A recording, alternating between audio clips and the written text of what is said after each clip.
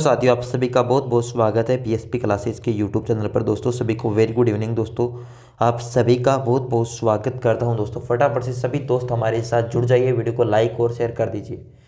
आज देखिए वर्ण विचार दोस्तों पढ़ने वाले हैं। सबसे पहले आपको बताना चाहूँगा, हिंदी अपनी व्याकरण की क्लास है। हिंदी ग्रामर समझ लो या हिंदी की समझ लो, पीटीटी और बीएसटीसी दोनों के लिए। इस क्लास का टाइमिंग वैसे 5:30 है, लेकिन दोस्तों आज किसी कारणवश दोस्तों अपने 8 बजे का हो रही है, 8:30 बजे के आसपास हो रही है आपकी, क्योंकि थोड़े पीछे टेक्निकल एरर की वजह से अभी रिकॉर्डेड वीडियो ये डाल रहा हूँ आज, लेकिन कल आपकी लाइव क्लास हो जाएगी। ठीक है, इस वीडियो को ज़्यादा से ज़्यादा अपना प्यार दिखाना, क्योंकि मैं अपनी तरफ से 100% मेहनत कर रहा हूँ। आपको मंडे का बोला था कि क्लास आपको मंडे की होगी, लेकिन उससे पहले आपके सामने लाइव लेकर आ गया ताकि आपका टाइम वेस्ट ना हो। इसलिए फटाफट से वीडियो को लाइक और शेयर कमेंट कर दीजिए। जो भी चैनल पर नए हो चैनल को शेयर कर चैनल को सब्सक्राइब कर दीजिए। ठीक है ना। कल अपना टाइम टेबल सुन लीजिए। 5 बजे रीजनिंग, 5:30 हिंदी और 6 बजे राजस्थान जी के। बहुत ही शानदार क्लास चल रही है, तीनों क्लासों का देखना मत भूलिएगा। आज वाली क्लास तीनों जरूर देख लेना। चलिए पहले अपने वर्ण विचार संबंधित क्या होता है, वर्ण विचार की परिभाषा क्या होती है, आप देखिए आपके सामने है स्क्रीन पर लाइव।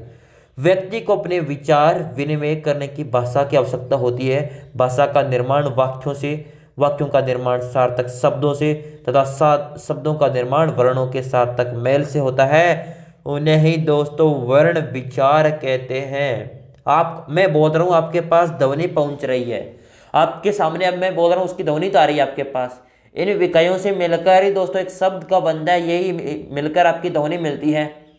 ये मैं बोल रहा हूँ आपके पास ध्वनि तो जा रही है दोस्तों, ध्वनि के माध्यम से आपके पास शब्द पहुंच रहे हैं, यानी मेरे विचारों का विनिमय करना ही एक भाषा है। अब मैं बोल रहा हूँ ये किसी न किसी प्रकार की भाषा है, आपको सर भाषा जरूर है, तो इसी को ही दोस्तों अपने सार्थक मेल से इसी प्रकार को वर्ण विचार के इत्यादि के अंतर्गत लेंगे। परिभाषा आगे और चलेंगे, ध्वनि क्या होती है दोस्तों, ध्वनि की सारी परिभाषा लेंगे। अब ध्वनि पर बात आ जाती है। ध्वनि भाषा की वह सबसे छोटी इकाई जिसके खंड करना संभव न हो, उनकी मौखिक अभिव्यक्ति ध्वनियां कहलाती है। क्या बोला, इस डेफिनेशन को एक बार खुद अपने पढ़िए ध्यान से। भाषा की वह सबसे छोटी इकाई जिसके और खंड करना संभव ना हो, जिसके कोई भी विखंड नहीं कर सके, उसको तोड़ मरोड़ कर किसी भी प्रकार से दोस्तों उसका विखंडन नहीं कर सके, उन्हें ही मौखिक रूप से अभिव्यक्ति की दी जा सकती है या मौखिक रूप से उन्हें प्रस्तुत किया जा सकता है, उसे ध्वनियां कहते हैं। वर्ण भाषा की वह सबसे छोटी इकाई है, एक मिनट थोड़ा सा पेन, छोटी इकाई जिसका खंड करना संभव न हो, उनकी लिखित अभिव्यक्ति वर्ण कहलाते हैं। जैसे ए, आ, ई, क, ख, ग, ये होते हैं वर्ण। ठीक है, जिसका भाषा की दोस्तों छोटी इकाई जिसके खंड करना संभव न हो, उनके लिखित अभिव्यक्ति हो। यह तो मौखिक अभिव्यक्ति है, मैं बोल रहा हूं दोस्तों यह तो मौखिक है।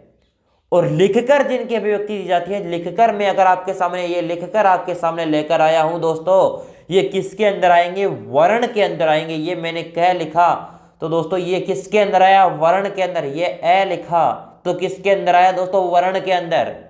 इसीलिए दोस्तों, और जो बोल रहा हूं वो किसके अंदर, ध्वनि के अंदर। तो चलिए दोस्तों आगे चलेंगे। अक्षर व ध्वनियां,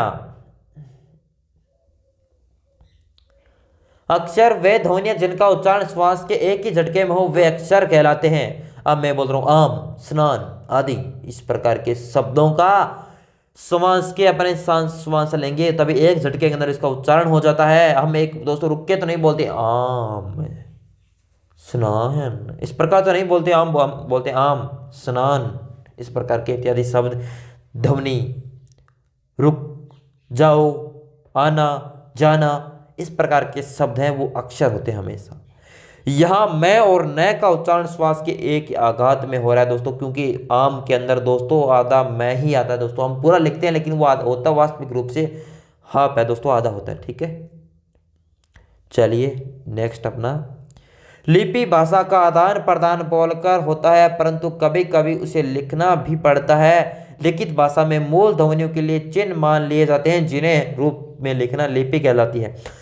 आप जो लिख रहे हो दोस्तों ये लिपि है दोस्तों। किस प्रकार के चिन्ह लगाए गए हैं, माना, आ की मात्रा, ऊ के अंदर ऊ की मात्रा, हे के अंदर ए की मात्रा, इसके अंदर ई की मात्रा, इसके अंदर ई की मात्रा, ए की मात्रा, ई की मात्रा, इस प्रकार की, इसके अंदर ऊ की मात्रा, तू के अंदर, ये दोस्तों सारी लिपि है। अब आती है हिंदी के अंदर कौन सी लिपि होती है? देवनागरी लिपि, जो किस तरफ से किस तरफ लिखी जाती है? बाएं से दाएं की ओर लिखे जाने वाले लिपि को देवनागरी लिपि कहते हैं। ठीक है। भाषा को लिखकर प्रकट करने के लिए निश्चित किए गए ध्वनि चिन्ह लिपि कहलाते हैं। हिंदी भाषा की लिपि देवनागरी है। बहुत बढ़िया, ये हमें पता था। हिंदी भाषा की लिपि कौन सी? देवनागरी। वर्णमाला, वर्णों या ध्वनियों के क्रमबद्ध समूह को वर्णमाला कहते हैं। मात्राओं, व्यंजनों के अनेक प्रकार के उच्चारण को स्पष्ट करने के लिए जब उनके साथ स्वर का योग होता है तब स्वर का वास्तविक रूप जिस रूप में बदलता है उसे मात्रा कहते हैं। गुरु कामता प्रसाद। भाषा की सबसे छोटी इकाई कौन सी है दोस्तों? अरे बताओ, भाषा की सबसे छोटी इकाई कौन सी? आप कहोगे सर वर्ण है भाषा की सबसे छोटी इकाई। ठीक है, चलिए आगे। हिंदी भाषा के आधार पर भाषा की सबसे छोटी इकाई तो शब्द है, लेकिन भाषा की पूर्णतः इकाई वाक्य है। ये पूरा वाक्य है और सबसे छोटी इकाई शब्द है। जिस प्रकार ये केवल शब्द माना जाता है भाषा, हिंदी ये केवल शब्द है। अगर इसको इस साथ जोड़ दिया जाता है पूरे के साथ तो यह जो बन जाती है वाक्य। हिंदी विश्व की सभी भाषाओं की सर्वाधिक वैज्ञानिक भाषा है। हिंदी वर्णों के दो भाग में बांटा जाता है दोस्तों, स्वर और व्यंजन। दोस्तों ये बहुत बढ़िया टॉपिक है, स्वर और व्यंजन। इसको दो भागों के अंदर बांटा गया है। आप देखिए आगे कौन कौन से भाग है, कौन कौन सी चीजें हैं सारी। स्वर और व्यंजन की परिभाषा। स्वर की परिभाषा क्या है? वे ध्वनियां जिनका उच्चारण करते समय फेफड़ों से उठे वायु निर्बाध गति से बिना रुकावट के बिना घर्षण के मुख विवार से निकल जाती है, स्वर ध्वनियां कहलाते हैं। नीचे दिए गए हैं, आप बोलोगे दोस्तों तो हिंदी अपने जो शब्द हैं जिनको ए, आ, ई, ऊ, ए, रे, ए, ऐ, ओ, औ इस प्रकार बोलते हैं ना, किसी प्रकार का दोस्तों गले के अंदर घर्षण नहीं, होठों के अंदर किसी प्रकार का कुछ प्रभाव नहीं, इस प्रकार के शब्दों को स्वर या ध्वनियां कहलाते हैं। ये आपके हिंदी के स्वर और मात्राएं दोस्तों, ये स्वर है ऊपर वाले और ये मात्राएं हैं। ठीक है, तो चलिए आगे पढ़ते हैं क्या होने वाला है। रे का दीर्घ रूप री होता है दोस्तों, परंतु ये केवल संस्कृत भाषा में प्रयुक्त होता है। हिंदी में केवल मात्रा में प्रयुक्त होता है। मात्रा में ये होती है री की मात्रा। एग्जाम के अंदर दोस्तों 2016 का पीटीटी का एग्जाम है, उसके अंदर ये क्वेश्चन पूछा गया था कि री के अंदर दोस्तों कौन सी मात्रा प्रयुक्त होती है हिंदी के अंदर, तो आपको ये मात्रा पूछ जाती है। ठीक है। हिंदी भाषा में अंग्रेजी भाषा का एक अगाध स्वर भी है जो केवल अंग्रेजी भाषा के शब्दों में प्रयुक्त होता है। ओ डॉक्टर, कॉलेज, हॉस्पिटल आदि शब्दों के अंदर प्रयुक्त होता है। हिंदी भाषा में कुल 11 स्वर है जिनका वर्गीकरण निम्नानुसार किया गया है। हिंदी भाषा में कुल कितने, अरे कितने दोस्तों? 11 स्वर हैं। कौन कौन से? 1 2 3 4 5 6 7 8 9 10 11 हो गए। इनका दोस्तों 11 का दोस्तों अलग अलग विभाजन किया गया है। कौन कौन से किस में आते हैं, सारे कौन कौन से हैं, सारी चीज़ों पर चर्चा करेंगे। कौन सी क्लास के अंदर? नेक्स्ट क्लास के अंदर। आज थोड़ी मैंने बोला था कि आपको टेक्निकल एरर की वजह से क्लास नहीं ले पाया था, लेकिन आपको कुछ इन्फॉर्मेशन देने के लिए और कुछ टॉपिक स्टार्ट किया जाए ताकि आपको कुछ ना कुछ तो मिले। और पीडीएफ इसकी टेलीग्राम, जिसका डिस्क्रिप्शन के अंदर लिंक है, अन्यथा आप टेलीग्राम पर जाकर सर्च बार के अंदर टाइप कीजिए पीएसपी ऑनलाइन क्लासेज, तो आपको ऊपर ही ऊपर हमारा लोगों के साथ टेलीग्राम मिल जाएगा। तो मुलाकात होगी कल शाम 5 बजे। तब तक जय हिंद, जय भारत, वंदे मातरम। Thank you.